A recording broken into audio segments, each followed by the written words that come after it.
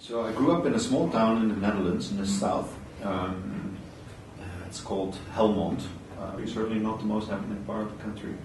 I come from a family of entrepreneurs. So on my father's side, he has 3 sisters. He was an entrepreneur, and his 3 sisters were all running their own companies. Okay. So that's close to my heart. I've seen everybody around us always run their own business.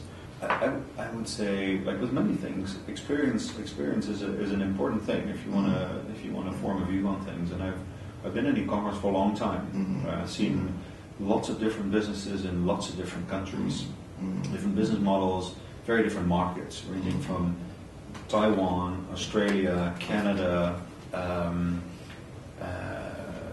and Scandinavia.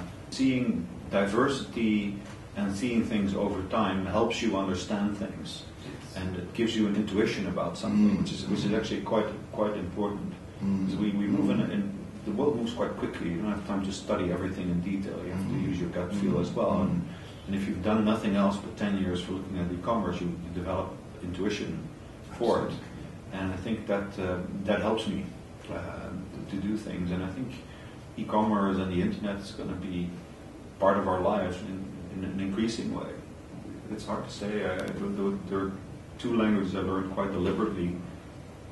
Norwegian. Yes. Tina is Norwegian. Oh, yes. I had time off between 2 jobs, and I basically immersed myself in learning that language. I did for 2 months nothing else but 14 hours a day. I learned that language, and I think I have not a hard time learning it, but it's also you've got to give it a little bit of effort as well. Okay. And for example, what I've done in Norwegian is I got myself to a certain vocabulary, and I just start reading books. And it's a little bit tough initially, but if you can read between the lines and you pick it up. I can't speak Afrikaans. It's not one of the languages I speak, but I understand it. And it's I mentioned it to Jasmine the other day. It always makes me feel like coming home.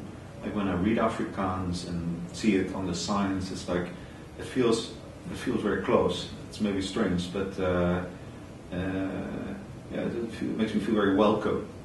And also when people speak it, it feels very personal and very warm for me. It's a language that I understand, and maybe I've been lucky to meet only very nice Afrikaans people, so I associate it with positive people.